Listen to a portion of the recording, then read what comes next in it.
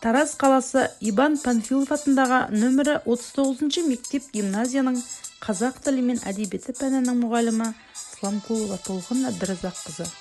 Жалпы еңбек өтілім 27 жыл. Педагогикалық 17 жыл еңбек өтілі бар педагог сарапшымын. Адамның жарқ еткен жақсы сәттерінің барлығы естелік атты ескі бейнетаспаға сақталады.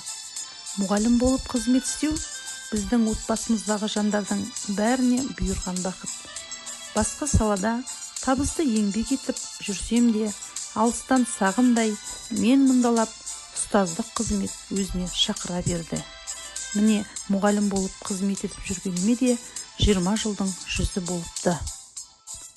Адамға ең бірінші білім емес, тәрбие берілуі керек.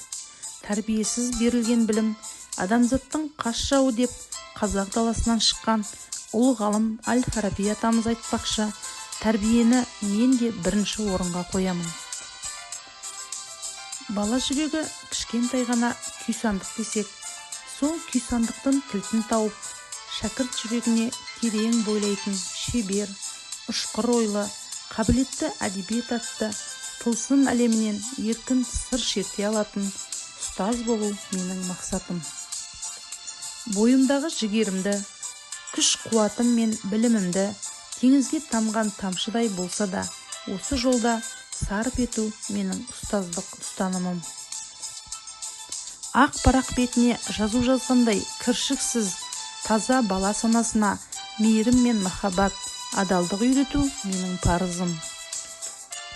Ал менің кәсіби тұлғалық позициям мектеп алтын болса, оның зергері, мектеп теңіз болса, оның гауһары, шәкірт жүзік болса, оның көзі, шәкірт ақын болса, оның сөзіне айналу.